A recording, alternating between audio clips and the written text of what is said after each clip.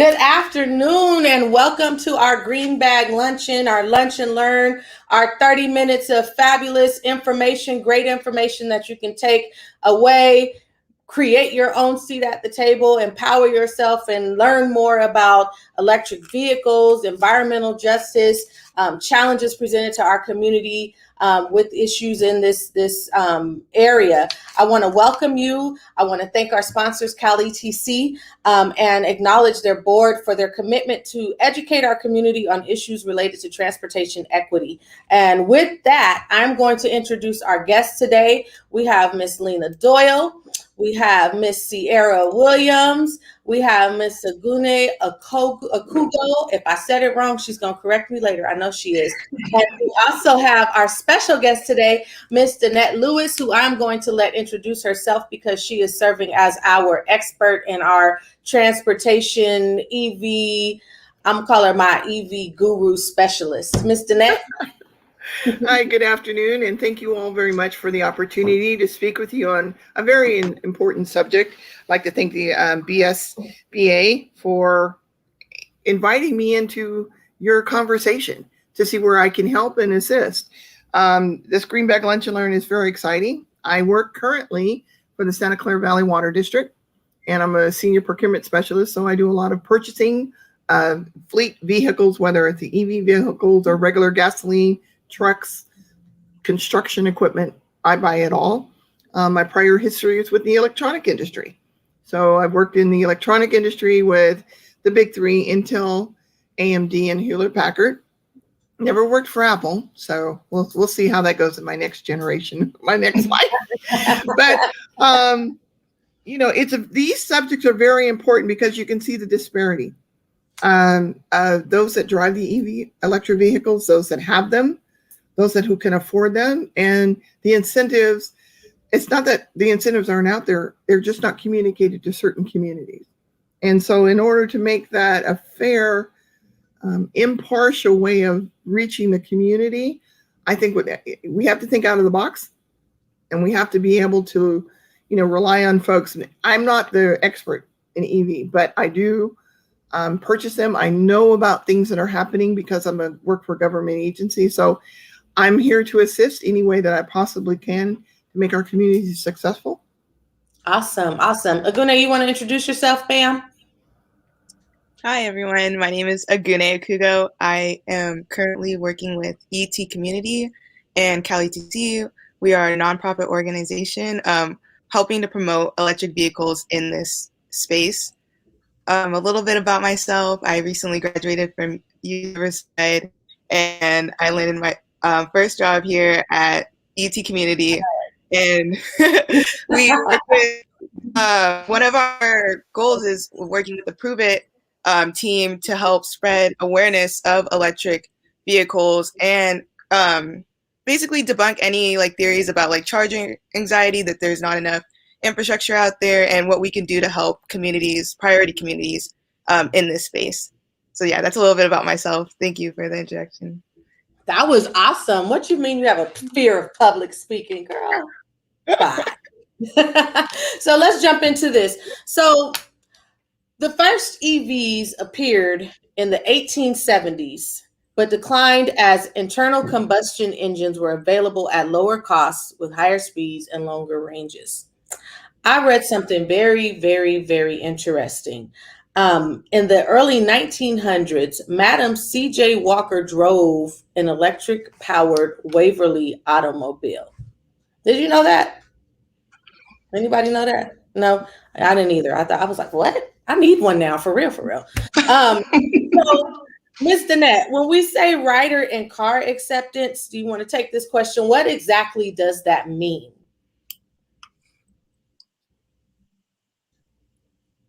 You're on mute.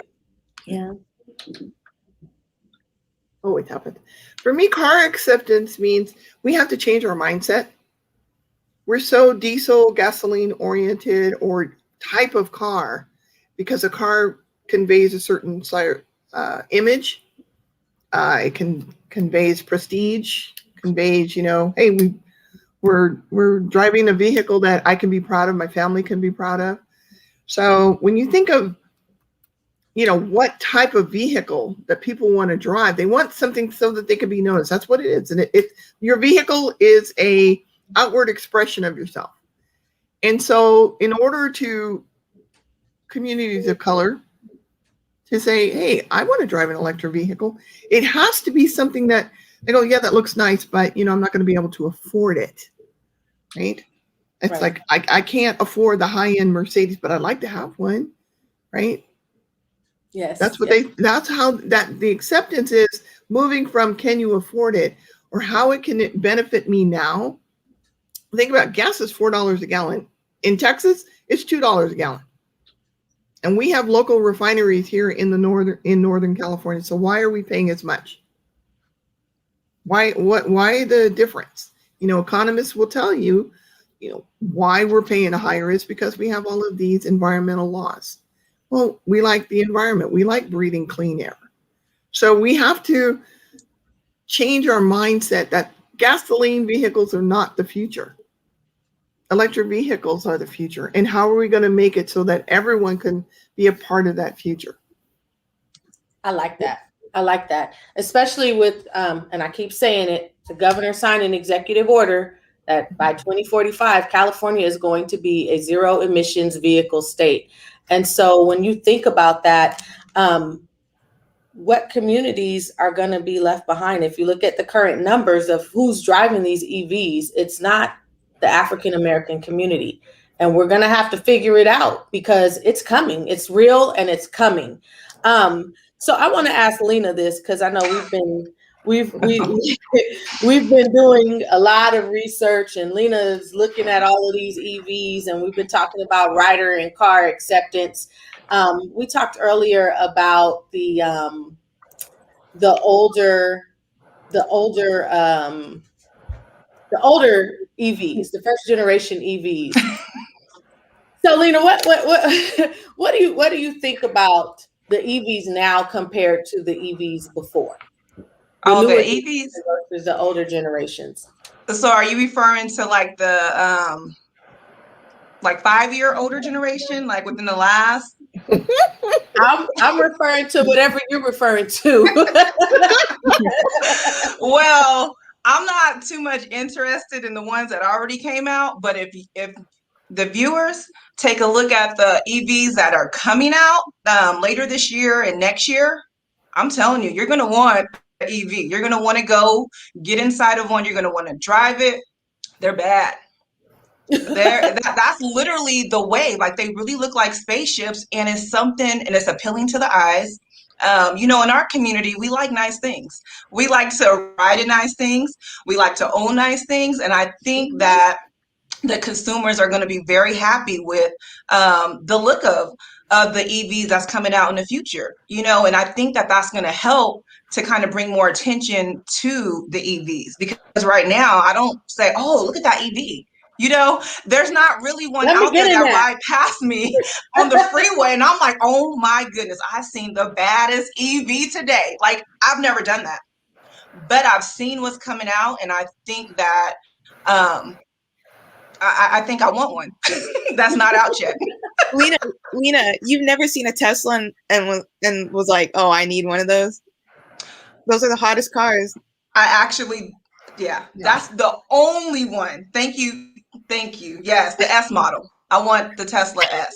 So yes. And how much is that one? Because we were looking them up last week. I think they start at what, 60,000? Yeah, too much for me. I'm not a Tesla fan. And Selena knows that because I made a comment about a vehicle, and I said, there's nothing wrong with the vehicle. I just said it's an overpriced Toyota. I don't have a problem with that. That was just my thought on it. But I don't know if you guys, I was going to see if I can I share it by any chance? You should be able to. You see okay, I took a picture of something, and I don't know if I can share it with you. Let me see. No, I can't. If you send it to me, I can share it. Okay, I'll send it to you right now. It is the can't remember what happened to me. It's the Mach from Mustang. Oh, they have this picture of this Mustang, and it is absolutely gorgeous. So I'm going to send it to you right now, and you can share it. Can I share that, Agune, or can I not share that? Are we only supposed to work with Tesla? Agune is the police officer. Well, it's on the website. Yeah, you can showcase if it's public. You can showcase EVs. Oh, yeah. And it's an EV. Yeah, one thing I like about Lena had mentioned that they're not attractive, but one thing like GM, for example, they repurposed the Hummer. A Hummer used to be, before they were considered gas guzzlers back in the day, and that was still my dream car. I was like, when I get the money, I'm gonna get myself a Hummer. But now they repurposed it and they're coming out with the Hummer EV. Yeah. And so it's the same type of style, but it's just repurposed in an eco-friendly way. So I think that if these automakers take these lovable cars like the G-Wagon, what's another lovable, the Honda Accord, all those cars, and make them into EVs, that will help in the adoption of electric vehicles. Well, and I think you said it first, that they weren't very attractive. The initial EVs were not very, and Honda has had an electric vehicle out there for years. And it's not a very attractive vehicle, but it's a functional vehicle. Yeah. And everyone thought that only those that lived in Santa Cruz would drive it. And they're still on the road. I have something for you, Lena. We're engaging our audience today. This is from Miss Lynette. Happy birthday, Miss Lynette. Happy birthday to you. Happy birthday. But Lena, she said the Tesla S model is almost $100,000. But but there's incentives they can give you to break that down. And then there's also with Tesla, they have a base price, but if you add all the fancy features, do you need the self-driving feature? Do you need I need all fanciness. I need all of it. I want the whole experience. Okay. But and that's part of this Prove It campaign that we're trying to showcase that there's more than just a Tesla, that there's other options, and to diversify, when you go into a dealership, that you can choose from various automakers, EV, eco-friendly options for these cars. Is this the that's a Mustang? That's the Mustang. Yes. Wait. And you see it's charging outside of your house. So with the chargers, they're not only in your garage. You can put them on the side of your house or anywhere on your property. Well, you would want to put it where you park your vehicle, on the side of your house or in your garage. But this is what Ford is. And these are on the road right now. They are. The future is here. Yeah. This vehicle is on the road right now. The Mach 8 or Mach something like that. It's the Mach E. Mach E. Wow. I had to talk myself out of driving it because my mom told me she would kill me if I bought a new car. I was like, you know what? And it flies. Beautiful. It flies. It drives nice. It's very smooth. I mean, I did my comparison vehicle shopping between, the GM and its major players. And then you look at Honda, Toyota, Mercedes has a EV car. I don't know if Audi does. Audi's coming out with one, but for $100 right now, we could put a down payment on a Ford F-150 for those who know someone wants to drive a truck. And Ford F-150 EV, right? To get in the game. Right. One thing I like what you said, we're never in the game because remember they were asking us for a whole lot of money to put down payment on Tesla. That was 3 years late. We don't got that kind of money. So, Sierra, I want to engage Sierra in this conversation because she's our baby. Okay.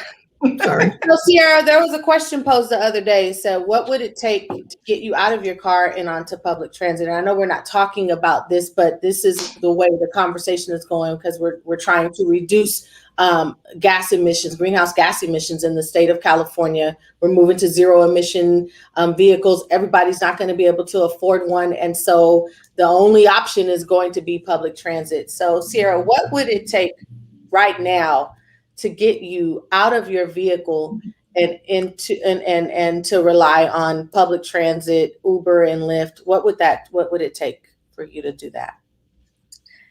Yeah, I mean, that's a tough question because, like I said before, that would be, for me personally, that would be my last resort. But, with Uber and all that stuff, are they gonna go, electric too? What if they don't? It's like, how am I gonna reach out to, you know what I mean? If I reach out to Uber, Somebody else, and I don't yeah, have it. They don't have it. Agune, what do you say to that? The thing with Uber and Lyft, we're the people driving, so we would have to purchase the cars and then use it as our service. So like when I Uber, I'm going to use my car I have right now. It's a Toyota Camry. It's good on gas, but it's a Toyota Camry. It's not horrible, but I know I can save a lot more. But if I'm going to go Uber, I'm using a gas car, so we have to incentivize the community, the people, to buy electric. So then when we use it for work or like to get from point A to point B, it's benefiting the environment. So it starts with us. Like we can go up the chain, but it starts with the community, and that's the whole point of the Prove It. We want to start in these communities that have the biggest impact. African Americans have the biggest impact, Latino community, AAPI community, and so on. So we need to start in these communities, get us to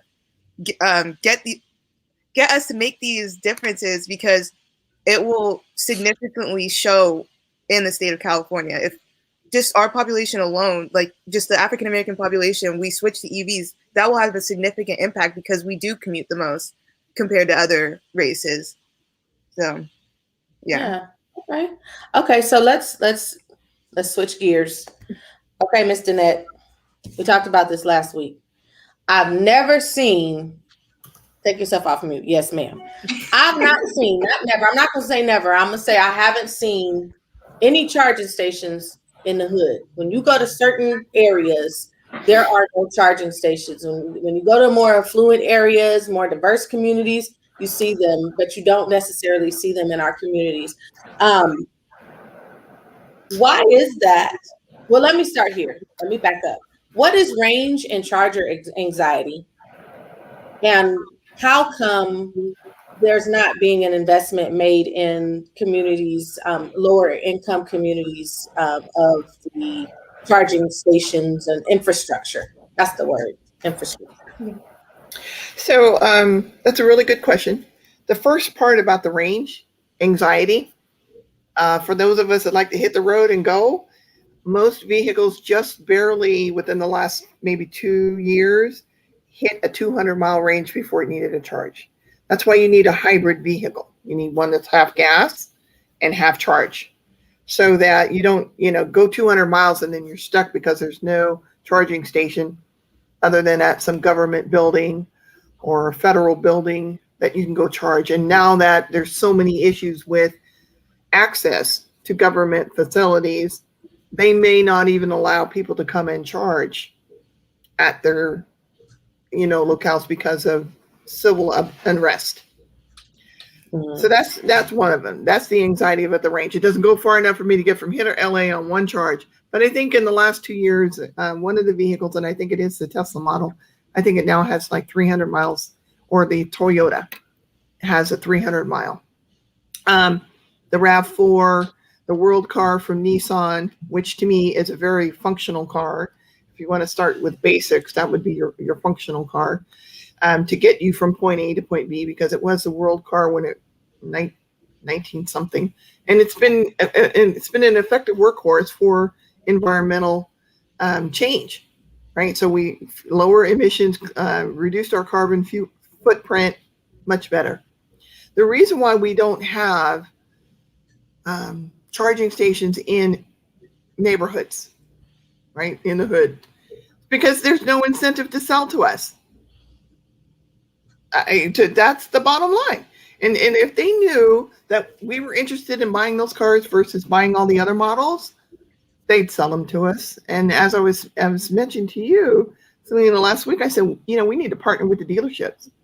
Those dealerships, those sellers, to say, how can we make this important enough to where the people in our community say, maybe I'll go over there and check it out, right? I mean, Lena wants a Tesla, Lita wants a lot of stuff. Lita wants a 7-car garage. Lena wants it. How do we get Lena a Tesla with all of the incentives so that she can be mobile without having to go, oh, where am I going to charge this thing? Right? And where am I going to? Do I have to go to the government building? Or, how come Exxon or Chevron or Shell or even Arco, how come they don't put EV out there, right? And then just charge like they do everywhere else. You put your little EV card in, you charge it, and then you get they get a stipend for allowing that space to be used for charging. I mean, if they can put a gas station in the hood, they can put an EV station. That's an excellent idea. I'm surprised. I haven't been anywhere, any gas station where I've seen the EV chargers. Nope, but there's gas stations that have been taken down. There's food places that have been taken down. So if y'all want to start an investment club with $5,000 each, we'll build it ourselves. Hey. I like the way you think, Miss Danette. Hey, Sierra, question. When you hear all of this, I got to put this up. Miss Lynette said all these. Thank you. Pinky up. Sierra.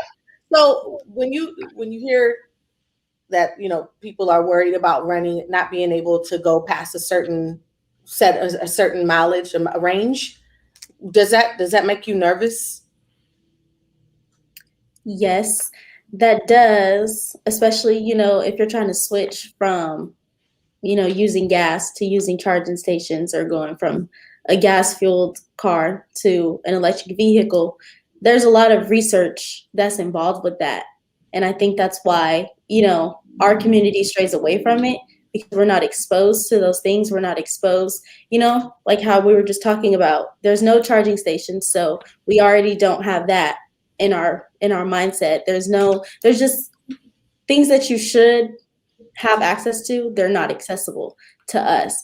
And I think that's really the approach that these companies need to take, is exposing people to these things and exposing people to the research, so that people don't have to go do it for themselves. Because I personally, when I know people in our community aren't going to be like, let me get on my computer and look up all this stuff about how far I can drive, or what I can do, or where I can go just to charge my car. So that would make me nervous. Okay. There is an app for that you can see how far or where the next charging station is. But going to government right now, where the president is working on infrastructure, that's one of the main things he's trying to do.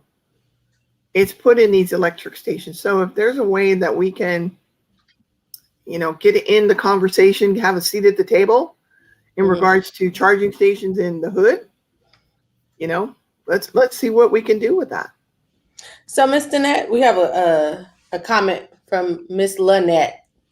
She's hanging tough. She says she's been looking. What advice would you have for someone who's been looking for an EV? Since you do the purchasing, what are the right questions to ask? What's the right information to have going into trying to make a decision? The first thing that's a very good question. The first thing that I would look at is, what is it that I want the vehicle to do? If I'm just going to go bopping around town, if I'm just going to go here to the mall, to the store and come back, then I don't need, the Diva, the high-end Diva vehicle, right? Tesla. I could settle for that Honda electric vehicle, or the Chevy, right? Chevy has two of them. One is the Bolt and the Volt. I can tell you right now that I'm 5'10", and that the Chevy Volt, you won't be able to get out of the back seat if you're 5'10" or 5'5". It's very small, and they have this large compressing thing in the back seat that sort of kind of runs from the front of the vehicle to the back, and it's not very comfortable. And so I would go in and sit in the front seat, sit in the back seat. First, decide what I want to do with the car. Do I want to travel with it because I have to drive from Sacramento to San Jose or something? Is it distance the issue, or is it just, that I just need something to get around town in, right? And I want to save some money. And then I would comfort, how I fit in the car, front and back seat, how my guests are going to, because, you know, I'm old school. And I told people, I said, I grew up in cars where people would push my seat to get in the back seat. When I could afford my first car, I said, no, you get in your own door. You ain't riding with me. That's just how I felt. You know, I'm not going to, right? Because you know how that was, right? You push the seat. I'm like, okay, get in, right? No. Right. So everybody in my car is going to be comfortable so that they don't have to say, oh, I didn't like riding in that car. It was really uncomfortable. No. And then the last thing is, you know, it's got to be sexy for you to drive. You know, it's got to be a diva mobile. Mine is going to be that Mustang, unless Audi comes up with something, then it's going to be Audi, Sarah. I do have a comment. The one thing while you were talking, the one thing that kind of gave me just a tad bit of anxiety about the electric vehicles is all of the technology that comes with it. Like I have a BMW SUV and I probably don't even know how to work half of the buttons. And now I'm thinking about how fancy it is, how computerized, you know, these vehicles are, and I'm like, oh my goodness, I have to learn how to do all of that. No, you don't. No? Is it No. well, is it easy? Is it user friendly? The vehicles are self-sufficient. And even if you had a man around that could, you know, do certain things, you don't need to bother with that. Just take it to the dealer. That's why you pay the money for the car, right? It's not like you're taking your gas vehicle with the oil and everything and can you change the oil or check the tire? All of that will come up on a screen to tell you your tires are low, right? You should see that in your current vehicle right now, where you'll get like the tire pressure low or you need oil. You don't have to worry about anything that any electric vehicle. Yeah. It's a beautiful car. Yeah. To add on to that, Lena, it's like when I had my first car, I had a Toyota Solara. And when I switched to the Camry, it took me like a week to like get used to driving that. And then when my friend let me borrow his Tesla, I thought I was in a new world. But like once like I started driving, like I got used to it, and I was like, it's different because like it's not your traditional like to turn on the windshields. It's not your traditional like left side you click up or whatever. It's just gonna get accustomed and getting used to. So like my question I want to pose is to how do we get these communities accustomed to this change, because with or without us, 2045 is coming with or without us. And if we want to have a seat at the table, what can we do to make sure everyone is incorporated equitably? So yeah, exactly. So 2 ways I would cheat on that question is say, number one, I know government agencies that have electric vehicles, they keep those vehicles up to a certain mileage and then they sell them at auction. Right? So at selling them at an auction, you may be able to buy your, you know, first time Prius so that you get used to it. And you buy it at a much cheaper rate. And it's been maintenance because it's a government vehicle. So you know there's nothing wrong with it, right? Right. Just stay away from the salvage yard. Don't go to the salvage yard. But there's a simple way. Okay, let's look at the small end. How can we do that? Right? And then you look at the bigger end. It says, you know, how do I feel comfortable driving someone else's car that's a Tesla? How do I get used to that? Well, again, if they have, and I'll use like City of San Jose and the South Bay, we have tons of car dealerships. And none of them, I can tell you, you know, cater to communities of color. So maybe the local NAACP, 100 Black Men of Silicon Valley, or the 100 Black Women of Silicon Valley, or, you know, any community organization could get with a local dealership and do something like that. Or, you know, with auctions, let us know when the auctions are coming up and what vehicles are out there. I mean, instead of paying $100,000 for a vehicle, you might be able to get one of these government vehicles for $15,000. That's good. I mean, there's things out there. You just, I don't think anyone's ever thought about it. So that's why this forum to discussion is very important. And it's eye-opening and it's engaging because now we're all thinking, that's different. And absolutely, that would be the first thing I would do is say, how do I get a charging station in the hood? What's it going to require? Yeah, right. Yeah, and really, in the future, I can see peer-to-peer charging stations. You just never know the wave of the future. Like, we're moving into a peer-to-peer environment in society. And so in a minute, you're going to have people going over to the neighbor's house or somewhere in a different community charging their cars. Is it going to affect my electric bill? But you're going to charge them a fee. You're going to get paid for it. So, and maybe what we could do, let them in and out. Lena, maybe what we can do is a thought. Companies now cater to homeowners, and especially homeowners of people of color, for solar. Mm-hmm. You can connect your solar panels that'll generate the power for your house to your car.